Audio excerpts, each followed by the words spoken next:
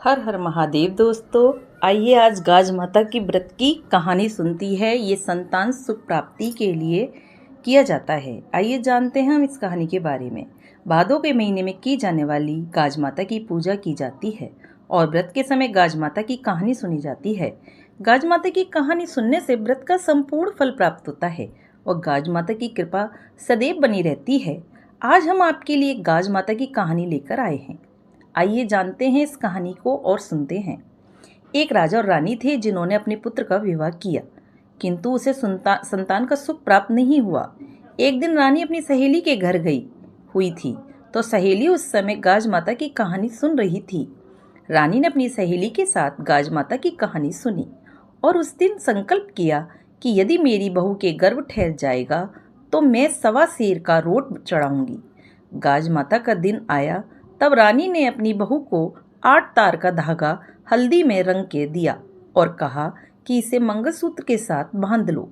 बहू ने वैसा ही किया, लेकिन जब रानी के बेटे ने इसे देखा तो उसे अच्छा नहीं लगा। उसने कहा कि इतने बेशकीमती और हीरे मोती जड़े हुए गहनों के साथ ये धागा क्यों बांध रखा है। तब बहू ने कहा कि ये गाज माता का डोरा है। राजकुमार ने कहा कि तुम इतनी समझदार होकर भी ऐसी बातें करती हो, और बहू का गाज माता का डोरा उतार कर रख दिया। रानी ने गाज माता के व्रत के लिए बहू के नाम का एक अलूड़ा मोटा रोट बनाया। जब राजकुमार ने अपनी पत्नी को मोटा रोट खाते देखा तो उसने कहा कि अभी बच्चा छोटा है और ये तुम रोट खाओगी तो इसका पेट दुखेगा, इसीलिए तुम ये रोट मत खाओ।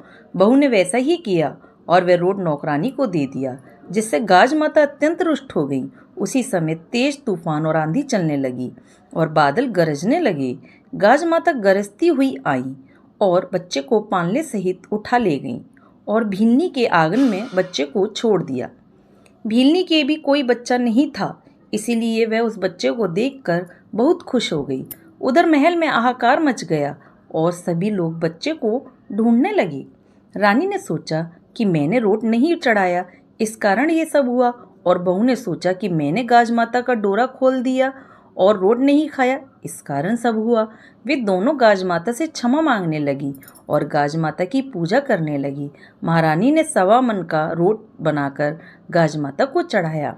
गाज माता से क्षमा मांगने और पूजा अर्चना करने से गाज माता प्रसन्न हो गई और माता ने भीलनी के मन से विचार डाला कि भीलनी सोचने लगी कि ये जिसका बच्चा होगा वह दुखी हो रहा होगा, इसलिए वह बच्चे को लेकर महल की तरफ आई तो पता चला कि ये तो राजकुमार का पुत्र है।